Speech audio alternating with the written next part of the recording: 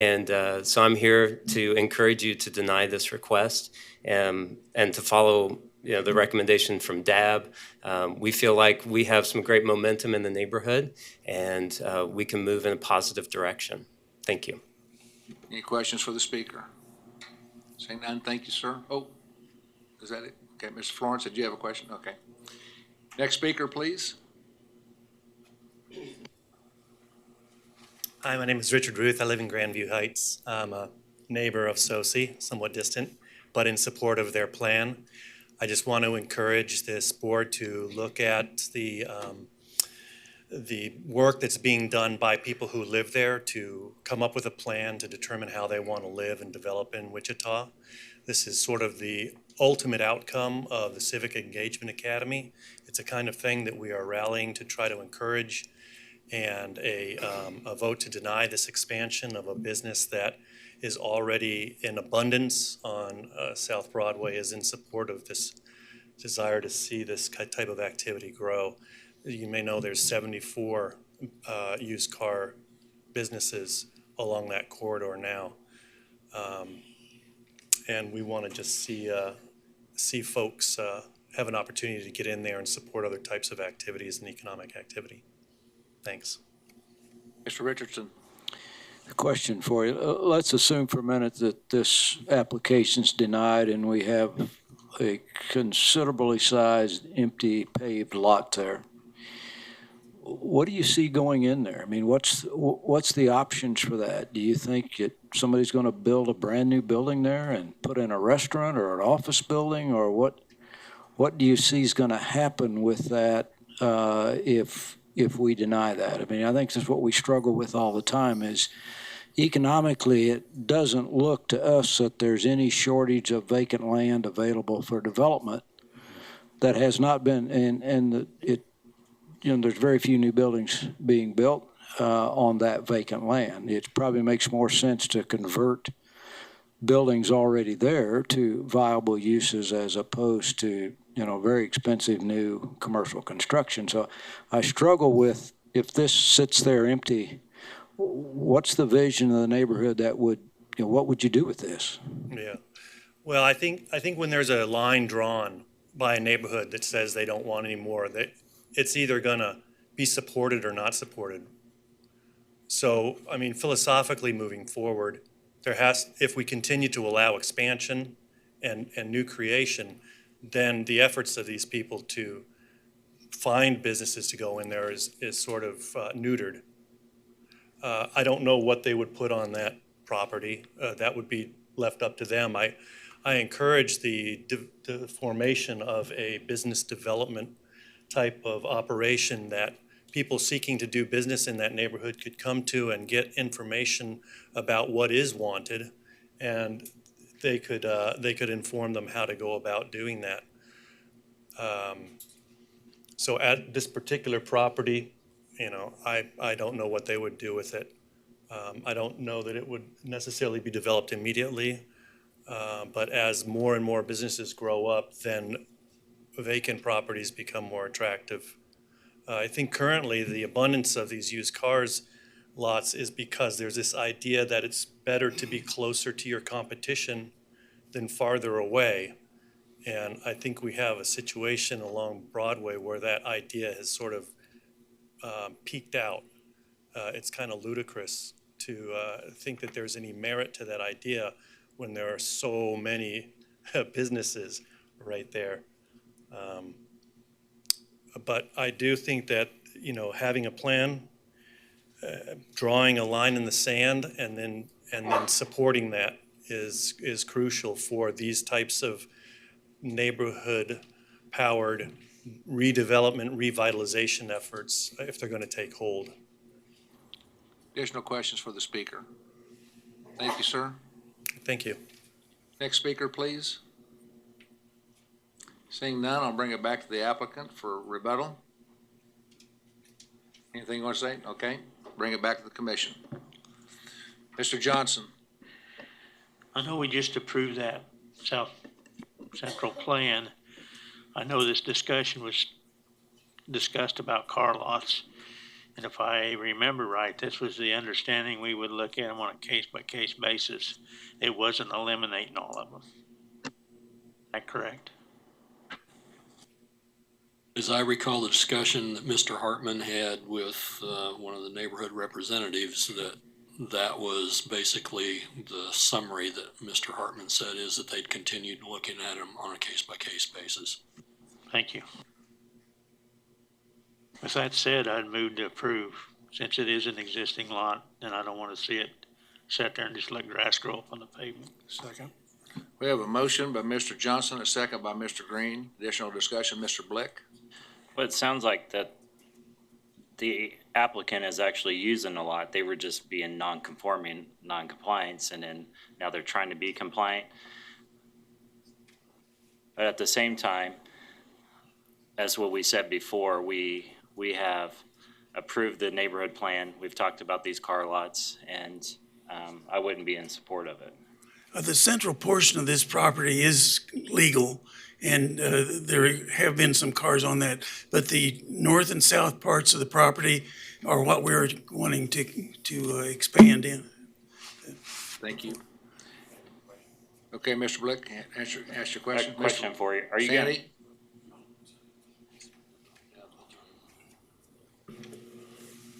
So the question was asked earlier is it going to be an abandoned lot? Are you going to close your business if this doesn't get approved or be approved? I can't speak for the owner. The owner hasn't spoken to me about that. Sounds good. Thank you. Any additional questions? Thank you. Oh, Ms. Florence? Hey,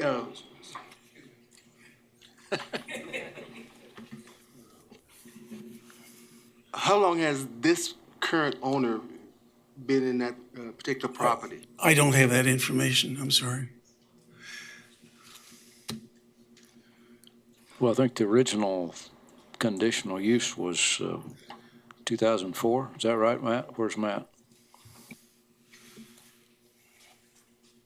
Yeah, the first conditional use they applied for was back in 2003. That was for the whole area.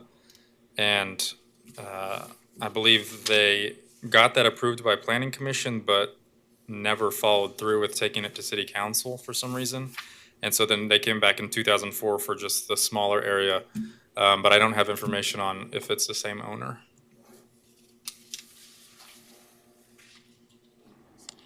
Ms. Miles? I'd like to offer a substitute motion to deny based on the fact that, again and again, we have these neighborhood plans that we don't comply with, and I think we'll never make progress if we don't comply with these plans. Have a motion and a second. Additional discussion on the substitute motion.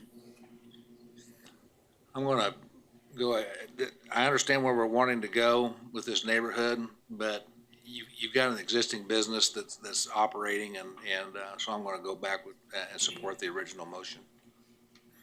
Any additional comments? Those in favor of the substitute motion signify with the uplifted hand. So 3, 4. Those opposed? 1, 2, 3, 4, 5, 6, 7.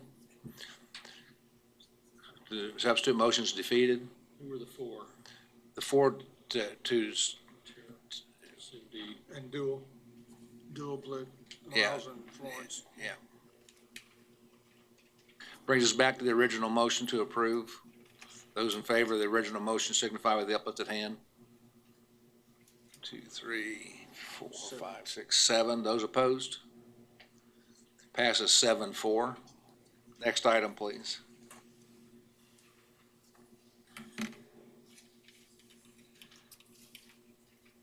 Good afternoon again, Philip Ziebenberg, an associate planner. Conditional use 2019-45, the applicant is requesting a conditional use to permit a nightclub in the city on a property zone limited commercial. You can see the property here on the map on the west side of South Meridian. It's about a half a mile south of West Pawnee. Its address is 2789 South Meridian.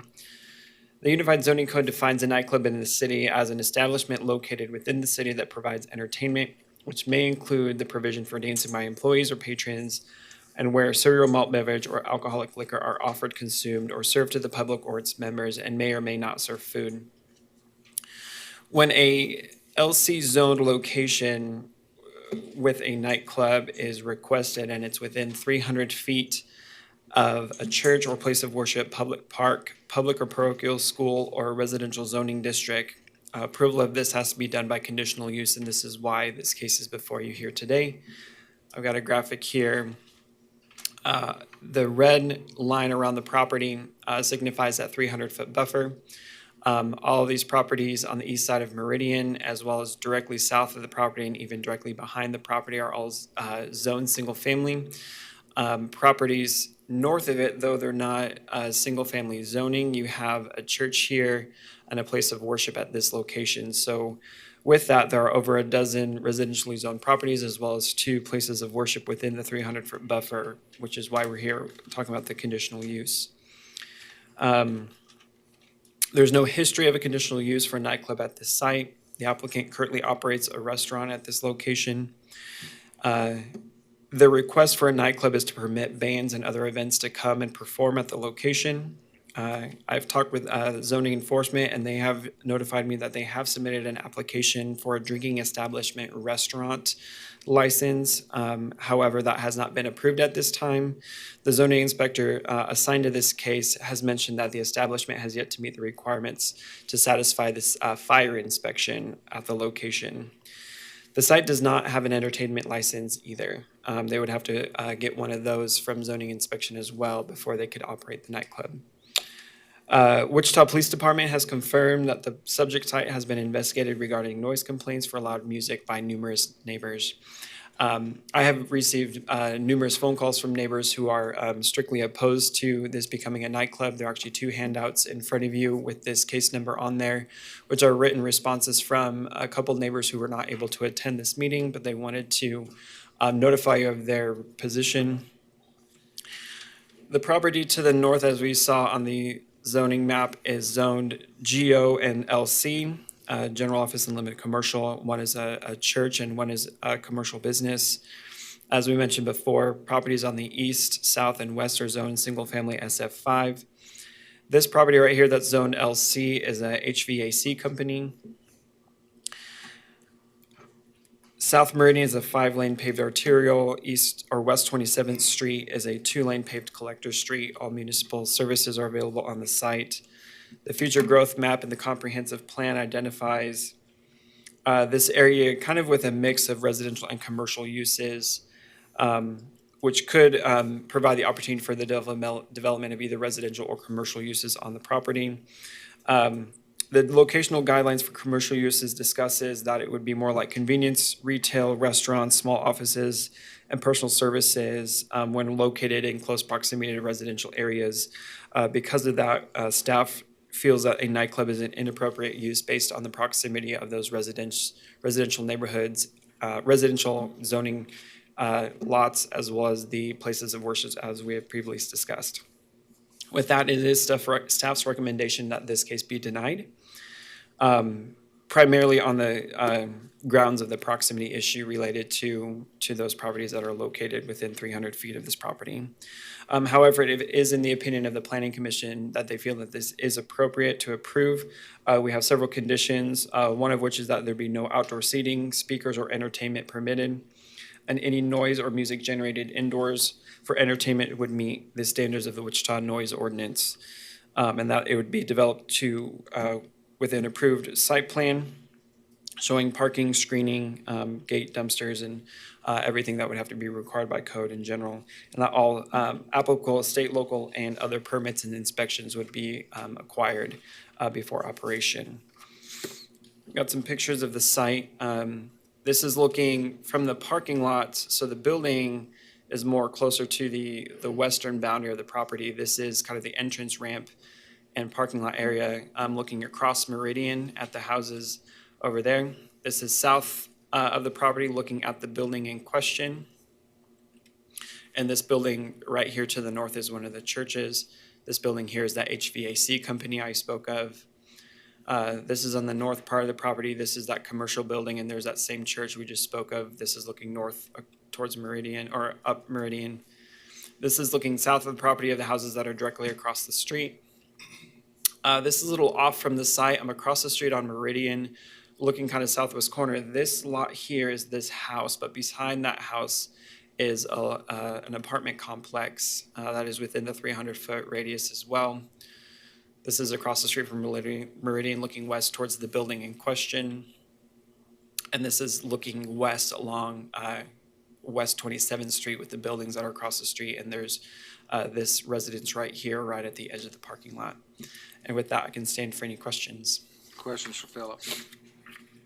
Mr. Florence?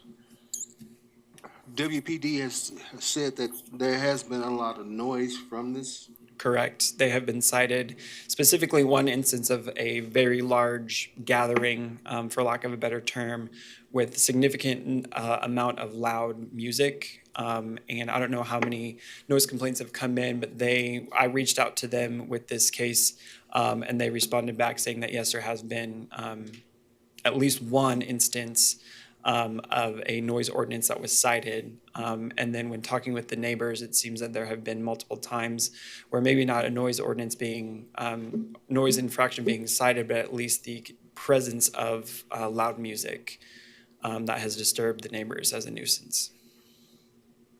Additional questions? Thank you. Thank you, Philip. Agent or applicant? State your name and address for the record, and you'll have 10 minutes.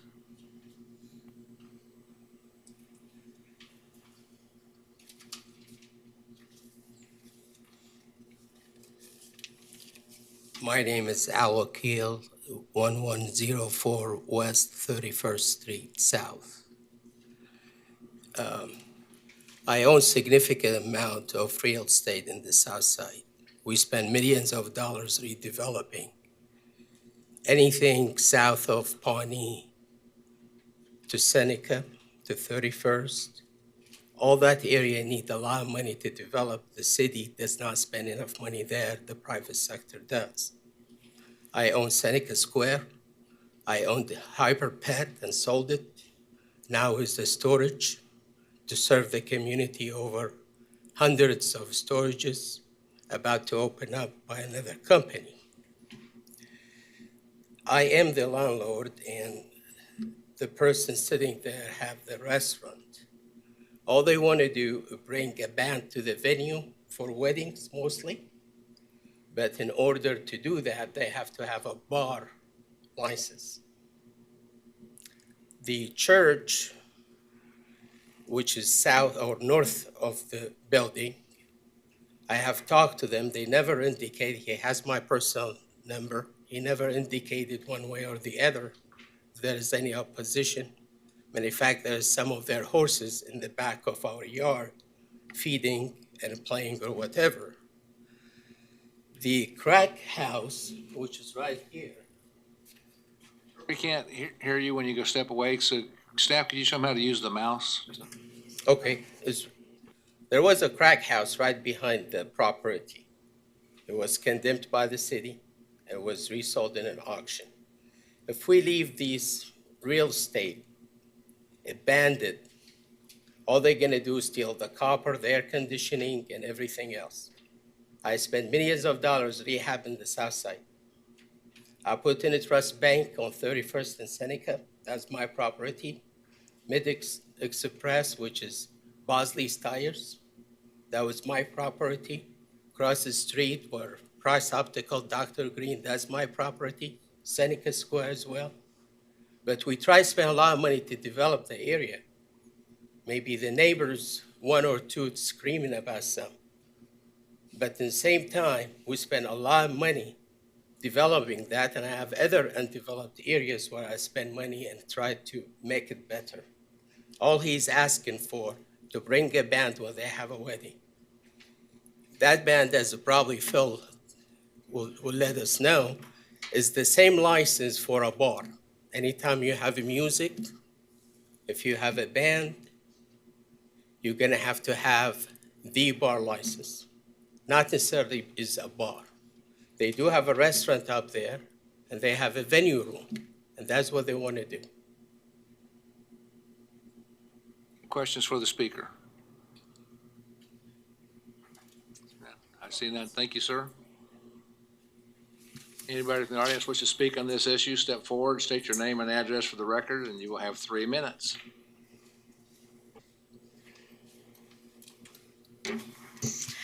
Tabitha Lehman, 3254 South Custer. I'm speaking as a homeowner. I do not live in this direct vicinity, but I'm also speaking as the treasurer of Southwest Village Neighborhood Association, which this property is within the limits of. I would just say we have owned our property for coming close to 23 years now, and I believe there used to be a bar, I think, in there. It's called Sticks, and it was a source of problem for the community. I would ask that you take the recommendation of the staff that this is an inappropriate use. If this is simply for weddings, things like that, that's not such a big deal to me, but this zoning doesn't say that's all they can do. They can do whatever they want once that zoning is changed. So I wish there was an in-between, because honestly, that doesn't cause me any heartache, but it's the fact that it is nightclub zoned once it's there, and that's it. And we have enough issues in this community keeping it from being blighted and having problems. We don't need to bring that type of business within the neighborhood. Thank you. Any questions for the speaker? Thank you, ma'am. Before I go to the next speaker, let me ask staff, is there a way to do a conditional use to cover both ends? Yeah, in fact, we had a conditional use at our last meeting where we discussed at great length a nightclub that would be geared towards wedding and other types of receptions. That is not the application that was submitted to staff for this property. Thank you. Next speaker. Thank you very much. Michael O'Donnell. My address is 610 South Sheridan Street, 67213. I don't live in the area, but I do represent the area on the county commission and have had a number of residents reach out to me very concerned about this property, about the rezoning and use of that property. In fact, just yesterday, a flyer went out with both myself and the phone numbers of myself and Councilmember Blubaugh. And I can assure you, my phone was blowing up yesterday about this rezoning. But it's great. I love talking to everyone, let them know that I understand the concerns. I wouldn't want it next to my house either. I do want to publicly acknowledge that, yes, Mr. Wakil has done a lot of stuff for South Wichita. There's no question about it. I appreciate he has cleaned up 31st and Seneca so much. He's done so many good things for South Wichita. I just don't think this is the best place considering keeping the conformity to the neighborhood. Then the neighbors are concerned. I had to agree with them when they said they wouldn't want that in their backyard. I agreed I wouldn't want it in my backyard either. But being opposed to that doesn't discount or repudiate or ignore the fact that the Wakils have invested millions of dollars. When he says he's invested millions of dollars in South Wichita, that is true. Very few people have put more money into South Wichita in the last decade than him. So this is not a reflection on that, but it is a reflection of standing up for the Southwest Village Association and Neighborhood Association and the concerns from the neighbors that I've had, that I just wanted to come and express just how they're pretty concerned, worked up, and that I also agree that this staff did the right thing. The staff recommendation is what I would endorse as well. So thank you very much, members of the commission. Appreciate being here today. Questions for the speaker? Mr. O'Donnell, I got a question for you. Obviously, vacant properties create problems. Yes, sir. You heard the speaker, the applicant say that they're wanting to just not really do a full-fledged bar, but a restaurant venue that would serve alcohol and allow and have a band with a restrictive covenant put on. Do you think that the can't? Yeah, and I don't think the neighbors. Can't be done then. I don't think the neighbors would be comfortable with that right now, mainly because of there have been so many police calls that have been down there. I've talked to a friend on the South Beat that informed me of that, and that's the issue. Is when you rent out your property, you're not in control of what that individual does. And I know that's not Mr. Wakil's issue, but I do know the concerns of the neighbors. So thank you. Thank you, Mr. Chair. Additional questions? Next speaker, please.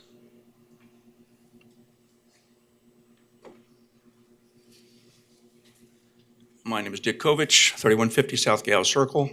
I'm the president of the Southwest Village Neighborhood Association. Had a lot of concerns addressed to me about this turning into a nightclub. I did talk to the owner of the business that's on the corner right here about that business, and the heating and air all share the same parking lot. So there was, I would think, some concern about liability if something should happen on their property or their property, since it is all open parking. The major concern that I've been asked to address is these are single-family housing. There's a city, ordinance about putting nightclubs and bars close to family housing and a church. In fact, there's 2 churches here. I wasn't able to get a hold of the owner of this. Heating and air conditioning is still under construction here. But anyway, just address my concern about anything outside what the city has already addressed as being appropriate for a nightclub. Questions for the speaker? Seeing none, thank you, sir. Next speaker, please.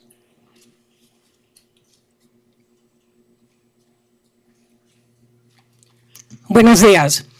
My name is Rosa Perez, 2210 Casado. I could see Calvary Church from my yard, and I have witnessed things after that Sticks bar opened that I'm not going to mention in public. It's very degrading to have people act like that in your neighborhood, and it scares people who are trying to raise their kids. I don't want it in my neighborhood. You could go dance somewhere else. You want to dance, have a good time, go to church. We don't need no more of this nonsense. And I hate to say it, but I call all of these clubs panty clubs because they are meant to degrade women and make money for the men. Thank you for your time. Any questions for the speaker? Thank you, ma'am. Next speaker, please.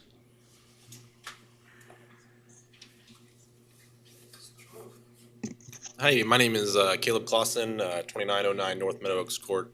I don't live in the vicinity, but I own a rental property just south adjacent here. So we've put a bunch of money improving this property, and we think that a nightclub and like night noise is going to reduce the value of our home and reduce the future income that property produces.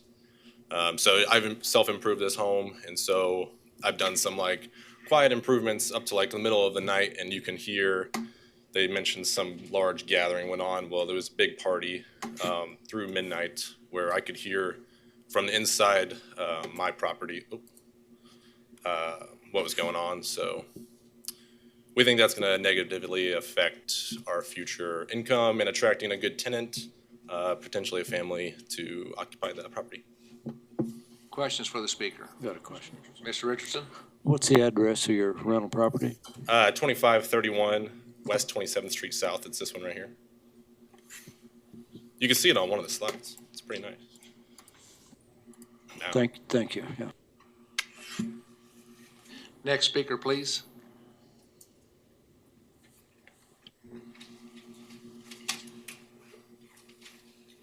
Hi friends, Becky Jenick again.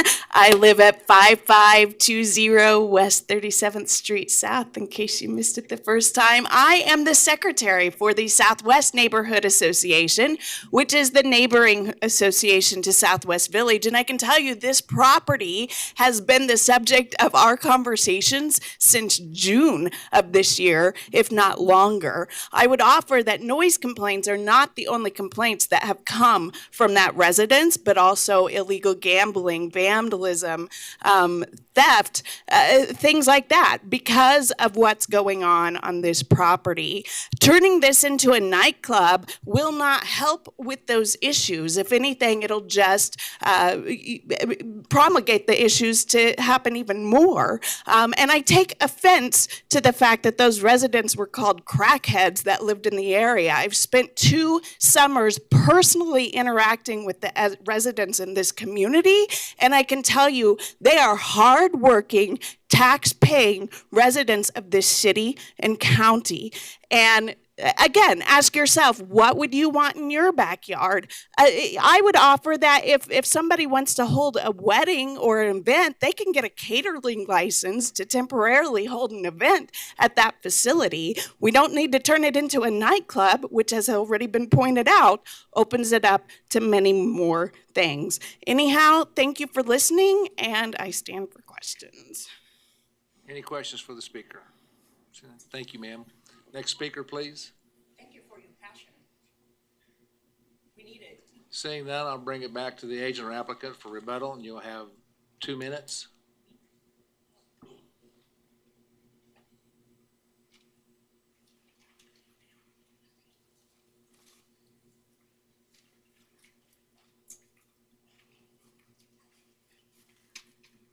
You know, wedding is a community function. These people would not have a family if they didn't have a wedding. Now, all of a sudden, it is imposed on their neighborhood. When we spend a lot of money to improve the neighborhood, if that building becomes vacant, it will be just like the Thunderbird bowling alley on Pawnee and Oliver. That's my property. We suffered over $600,000. There's almost 15 or 17 reports of theft and vandalism. As a priority is none, because it is a property damage. If these neighbors leave it empty and people start stealing, they're gonna steal from me first, they're gonna steal from them next. They indicated there's no crack house. I can prove to you there was a crack house over there who was abandoned. That's beside the point. All I'm asking is a reasonable wedding to be had in that vicinity for my customer. And I make a living also, just like the gentleman said, he has a rental. I probably spent 20 times more than he did on my property, and I like to have the right to make money as well. I appreciate Mr. McDonald's input, and he see what I do. All I'm asking, if there is anything between where we can have a wedding with a few drinks, then they go home. Is that reasonable enough? And what is that license is supposed to be? Questions for the speaker, Ms. Miles? I'm sorry. Will you be able to continue to use this facility as a restaurant as you're currently using? You have to ask the tenant. Additional questions? Thank you, sir. Bring it back to the commission.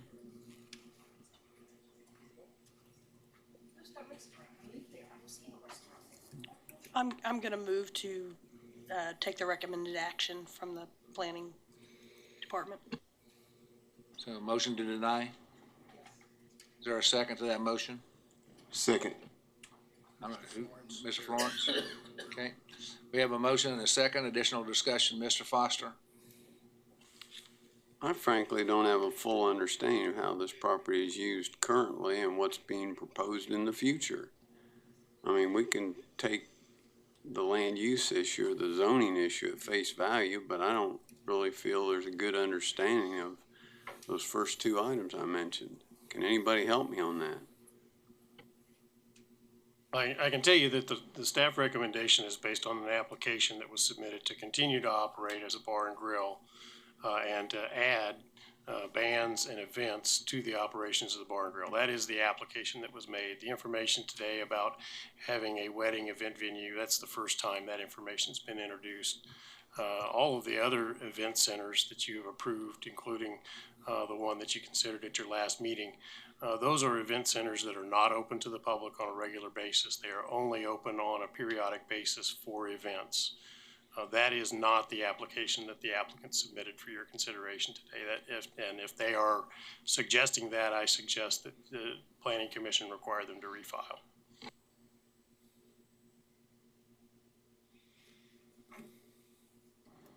Mr. Foster, you look like you have another question. Well, I just want to make sure that the property owner, you know, it's exactly as you're stating there, and the intent is not to consider it as an event center. As I said, that's the first time I heard that the request was for an event center for weddings was at this hearing today. That is not the application that was submitted for consideration. Let me ask a question in that regard. When we deny, there's a certain period of time before they can come back and resubmit. If the resubmittal is for something different, can they bring that back quicker? They can, that's correct. That would be able to come back within 6 months.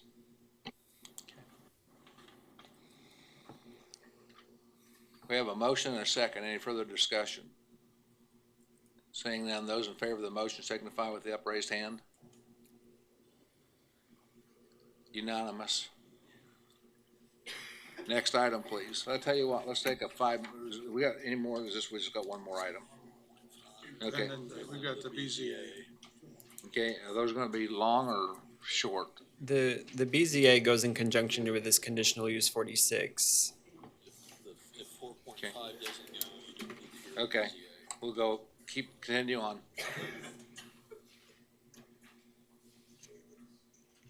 We're good? Okay. Again, for the record, Philip Zievenberg, Associate Planner. Conditional use 1946, the applicant submitted a conditional use request to allow group residence limited on a property zone SF5 single-family residential. You can see on the plan here that is located just a little bit east of North Edgemore Drive, about 1 block south of East 13th Street North. The applicants currently operate the Rosewood Cottage, which is a Home Plus group home on a property and currently houses up to 8 residents in addition to 2 staff. The request for group residence limited would allow the facility to house up to 12 residents in addition to staff. The Kansas Department of Aging and Disability Services, or KDADS, generally defines a Home Plus as a residence facility caring for not more than 12 individuals not related within the 3rd degree of relationship to the operator or owner by blood or marriage who need personal care or supervised nursing care to help with limitations in activities of daily living. And I'll let the applicant go a little bit more into what potentially a Home Plus facility looks like. The Unified Zoning Code defines group residence as a residential facility providing cooking, sleeping, and sanitary accommodations for a group of people, not defined as a family on a weekly or longer basis. It defines group resident limited as a group residence that is occupied by 6 to 15 persons. This is actually a correction to your staff report. So group residence that is occupied by 6 to 15 persons, including staff members who reside in the facility. Such a use is permitted within the SF5 district with the approval of a conditional use. The facility in question today, get to the site plan here, is an existing single-family home that is located in a single-family neighborhood. The home was built in 1954. It has 6 bedrooms and 3,084 square feet of furnished living space. The 2-car garage, as you can see on the site plan here, has been converted to living space that is accounted for in that square footage. The facility is licensed by KDADS to have up to 12 residents, and it has met all necessary requirements by the Kansas State Fire Marshal as well as the National Fire Protection Association. The applicants state that the purpose of the Home Plus facility is to provide a small retirement care location in a residential area so that residents can live in a traditional home environment near their families. The facility will not require any modifications either on the inside or the outside in order to accommodate the additional residents. The off-street parking requirement for group residents limited is 1 per bedroom. The facility has 6 bedrooms, therefore would require 6 parking spaces. The applicants have indicated that none of their residents in their care drive or own vehicles, and as they are care dependent. Therefore, the only vehicles parked on site would be those of the 2 staff members or any family members or friends who are coming to visit. The facility's driveway can accommodate 2 cars, and the applicant, as I mentioned before this case, has filed a variance to reduce the parking requirement from 6 to 2, which we'll subsequently hear, in order to meet this parking requirement for this use if it is approved with this conditional use. Properties to the east, northwest, and south are zoned single-family with single-family residences. Access to the property is off of East Polo Drive, which is a paved local street with on-street parking. And North Edgemore Drive at this location is considered a paved 2-lane local street. I know it has higher classifications further south, but just south of 13th Street is considered a local street. The comprehensive plan identifies this area as residential. It is within the established central area, which encourages infill. Residential classification offers the full diversity of residential development. The plan specifically discusses a range of housing densities and types anywhere from single-family residential, detached homes to multifamily units, condominiums. It makes a specific reference to special residential accommodations for the elderly, such as assisted living, congregate care, and nursing homes. Based on the evidence that we have seen with this application, staff is recommending approval of this, subject to the following conditions. First one being that it would have a maximum occupancy of 12 residents, which they couldn't exceed under their current licensure anyway.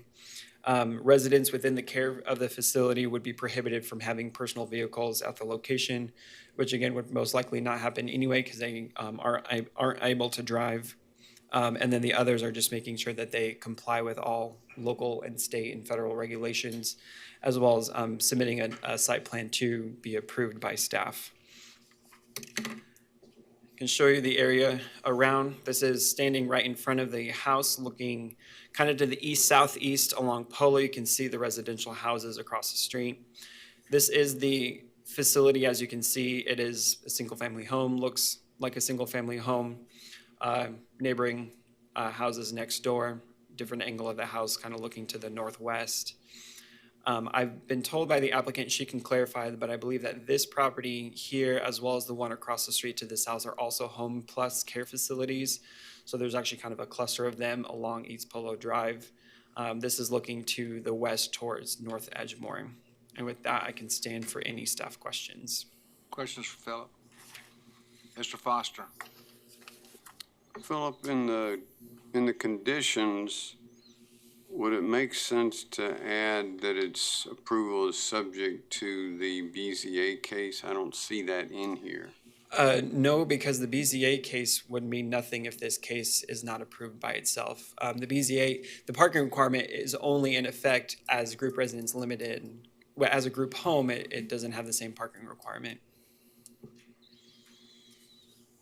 Additional questions? Seeing none, thank you. Agent or applicant, if you'd come forward, please state your name and address for the record. You have 10 minutes. Good afternoon. My name is Rana Zayed, 3450 North Ridgewood Street.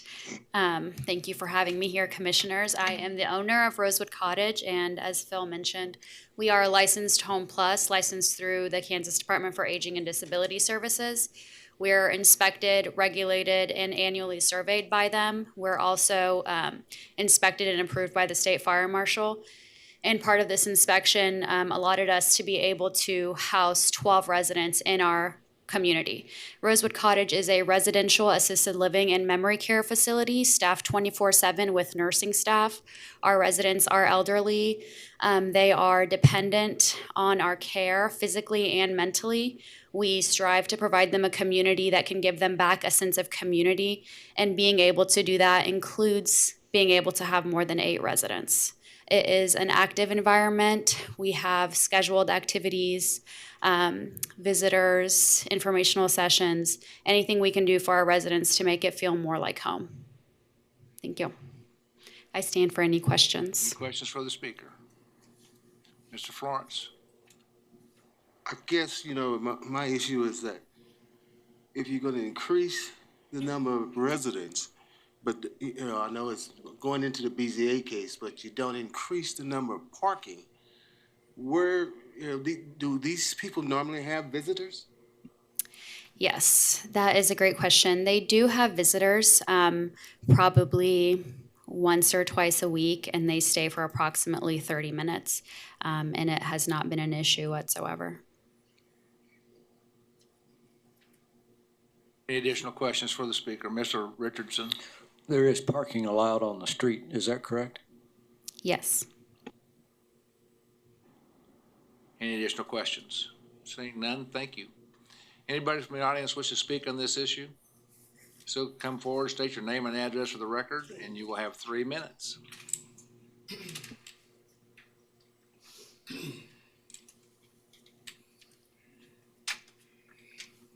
Good afternoon. We are the Grants, and we live exactly across the street from these facilities.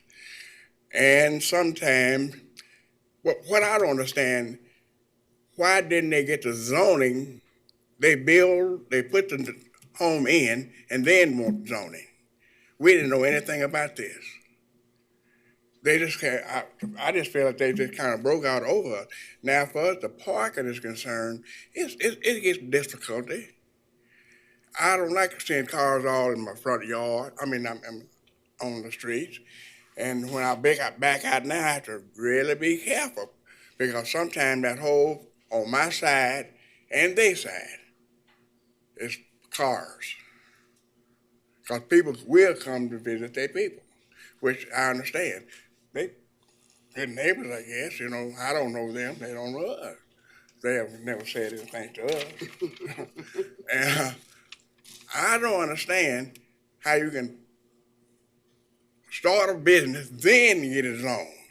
It should have been zoned before they came there. And the parking sometimes is tough. I almost had a wreck coming out of my driveway. I dragged out there, look, I stopped, look, it's cars. I make sure that I can get out of my own driveway sometimes. It's not that way all the time, but when you have visitors, the parking, I don't like it. Matter of fact, when we moved there 30 years ago, when nobody parking on the street. And it's really inconvenient to us. But for us neighbors, they seem to be like they're pretty good neighbors. I don't bother them, they don't bother me. And they keep the property. And they keep the property up pretty good. But what I just want to know, why come they did not get their zoning before they put the business in? Is that? Any questions for the speakers? Seeing none, thank you, sir. Thank you, ma'am. Anybody else wish to speak on this issue? Agent or applicants, you have 2 minutes for rebuttal.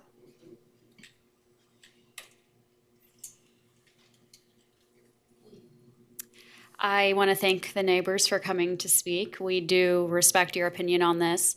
I also do want to point out that when we opened up Rosewood Cottage earlier this fall, we were not actually aware that this was a restriction. And so that's kind of why we weren't able to do it before.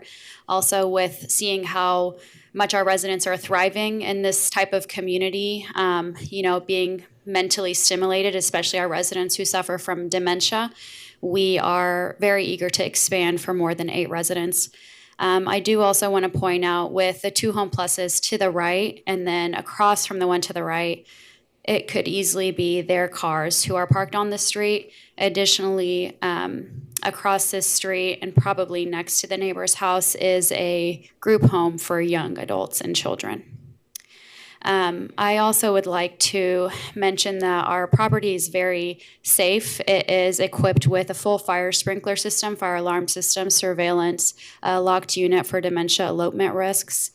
Additionally, we do maintain the property for upkeep for our community members, for our neighborhood, and also for the overall Sedgwick County. I would also like to invite neighbors over to tour our community and join the residents for a meal. Thank you. I stand for any questions. Any additional questions? Mr. Foster? Staff might need to help on this, but you might be able to answer the question. And that relates to the zoning that the gentleman asked about. When you have up to 8, I'm assuming that that's allowed by right, and there's no zoning required. Is that correct? Yes, up to 8 residents is considered a group home, which is allowed by right. Anywhere above 8 requires getting group residents limited, which allows you to expand technically even up to 15, but they're only asking for 12. And the second question relates to insurance. When you get potentially bringing more traffic here, does your insurance speak to this, or the fact that it's in a public right-of-way, insurance isn't going to touch this? We do have a very extensive insurance policy on several things regarding Rosewood Cottage. We've got some for the property, some premise liability and general liability. We also have multiple types of insurances for anything occurring within Rosewood Cottage, on our residents, their property, and so forth. And those insurance agents are aware of our capacity and have tailored our policies for that. Mr. Richardson? Philip, we use throughout here a sort of indication that says a home plus group home. Is that a state designation? Where does that nomenclature come from?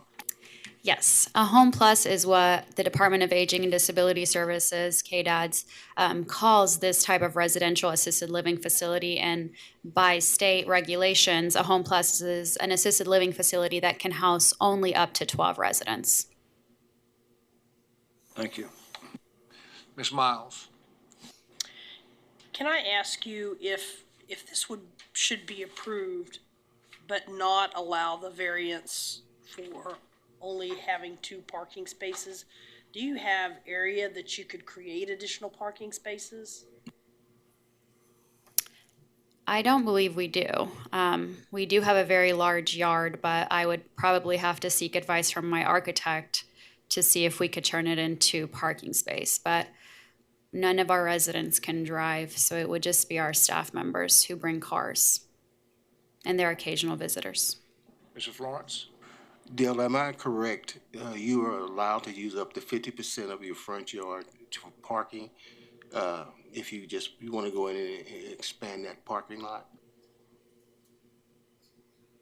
I'd have to look at the exact piece, but I think we should talk about the parking when we talk about the variance item. Okay, any additional questions? Thank you. Bring it back to the commission for consideration.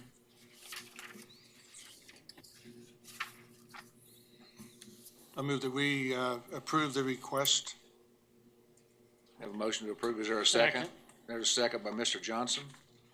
Any additional comments? Ms. Miles? I'd like to make a substitute motion that we approve, but that require a minimum of 4 parking spaces.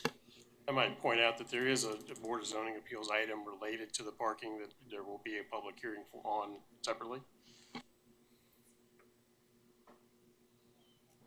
Means we're going to deal with parking in just a moment. Okay, I'll withdraw my motion. I have a question.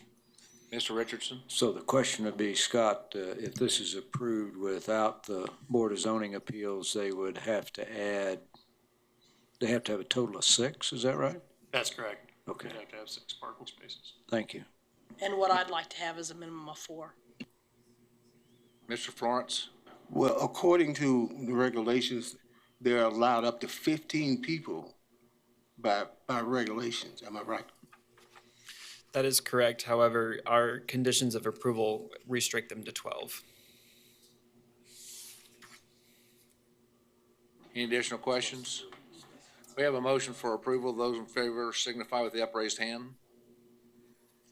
Those opposed? This is 9-2. Miles and Florence. Okay. We have no more items for the commission meeting, so we will adjourn the commission meeting and open the Board of Zoning Appeals. First item.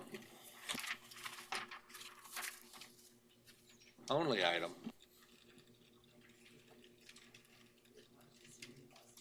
Philip, we've pretty well heard it, so if you can do this in 30 seconds or less, I'll give you a sucker. Yes, I will take this time to specifically go over the 5 points that a variance requires. As he mentioned, we basically know the background of what's going on here. Variances require the applicant to answer the 5 statements, specifically regarding the uniqueness of the property. The applicant states that the Rosewood Cottage provides a residential setting for elderly members of the community to have a unique alternative to their traditional institutional care. They mentioned that the Rosewood Cottage residents do not drive, and therefore the only parking on there would be for the staff members as well as those who come to visit. Regarding the effects to the adjacent property, the applicant states that it is, again, only the staff members and those visiting the Rosewood Cottage who would be driving there, and the length of a average visit is about 30 minutes. To request the reduction in parking to 2 vehicles is what the request is based on that information, and that this would not have an adverse effect on the property owners and the residents surrounding there. They did mention additionally that the homes adjacent to the property on the west side are licensed Home Plus facilities as well.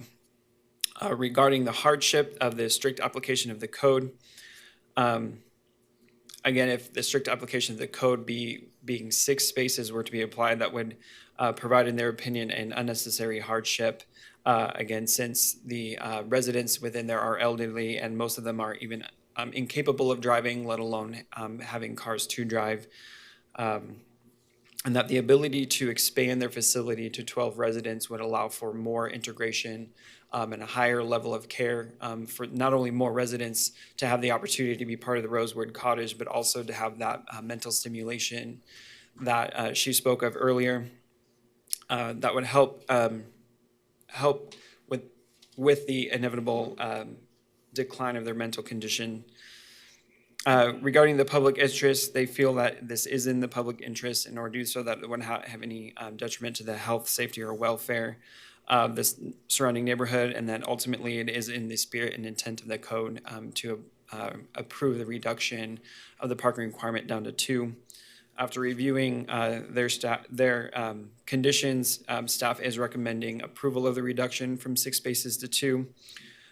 Subject to them providing a site plan that we would approve, and that they, again, the residents of the care facility would not be able to provide any cars on property that they own, as well as all state and local and applicable laws and regulations would have to be followed.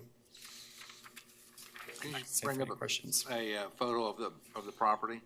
Yes. So this one might be a little more, we can see the amount of curb on both sides, as well as, technically it's their driveway where it's their applicable off-street parking area. Additional questions? Mr. Blick? This might be a silly question. Do they have to have one stall as a handicap because they're serving for disability individuals or not, or is it, or not? I don't know off the top of my head. I'll defer to Scott, who looks like he's looking it up. While they're looking that up, we'll go to Mr. Richardson. Philip, I'm looking at the drawing here, and it looks like from the face of the garage out to the curb is about 60 feet. I mean, realistically, you can park more than 2 cars in that driveway.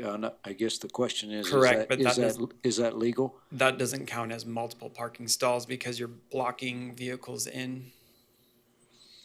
Okay, but again, as a practical matter for staff, you could put 4 cars in that driveway and still not be close to the street, looks to me like. Correct. By my calculations, you could at least do 4 cars, if not trying to squeeze 6 in there, and they'd be really boxed in. Mr. Johnson? This isn't a question. Right now, they can have 8 people there and there's no parking requirements. Now, we add 4 people and then we're gonna have 6 parking stall requirement. I think that's a little bit distorted, and especially what it's being used for. There is a public street, very nice appearance facility. I'd hate to see the whole front yard in asphalt with parked cars in it. We don't want that. Let's leave it like it is. It's working. Let's don't make it more complicated.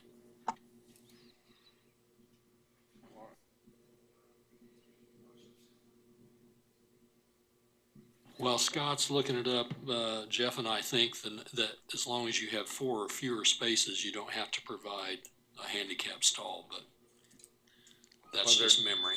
While they're doing that, does the agent or applicant want to make another presentation? Okay. Mr. Florence, just a second.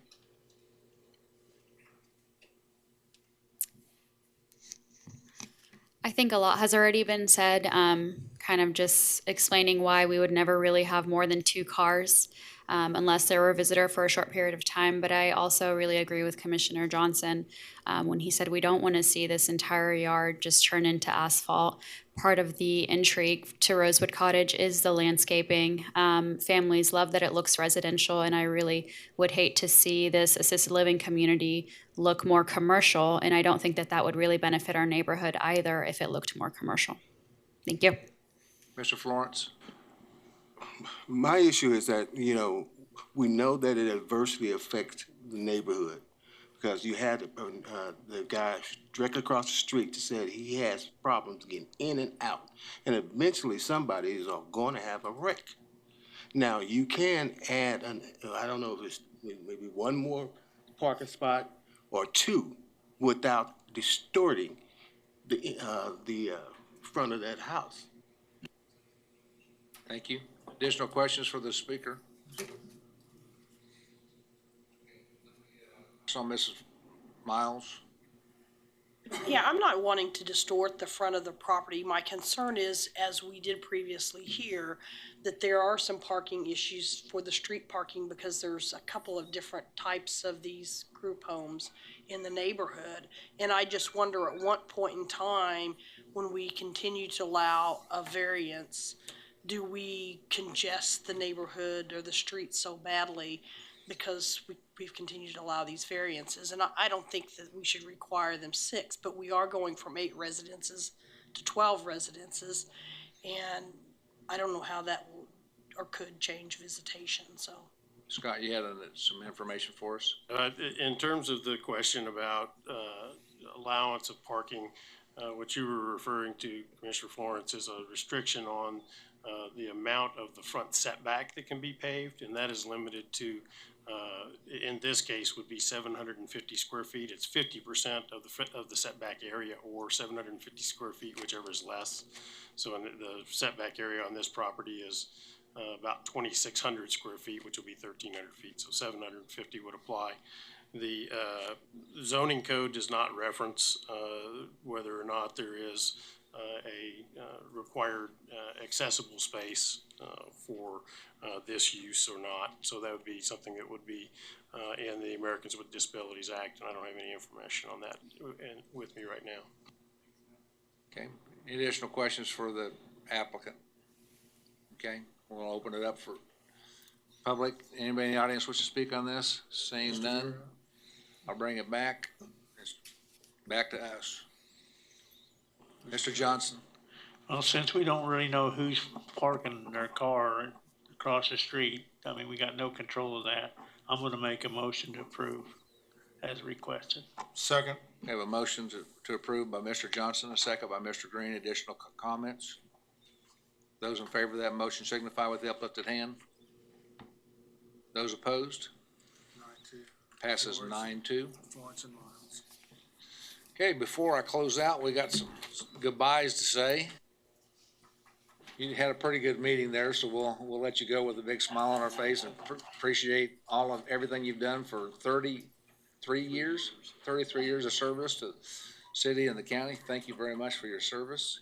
Anybody else want to add to that? Thank you very much. It's been a long, strange ride, to quote somebody from the Grateful Dead, I believe. But I certainly have appreciated the opportunities, particularly these last 3 or 4 years here as director. So thank you very much. Dale, I'd like you just to comment on all your bosses that you had.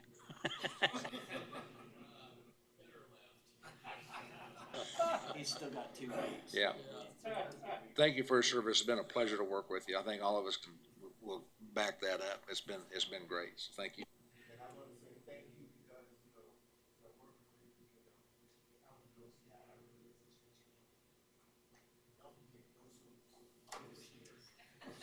With that, we stand adjourned.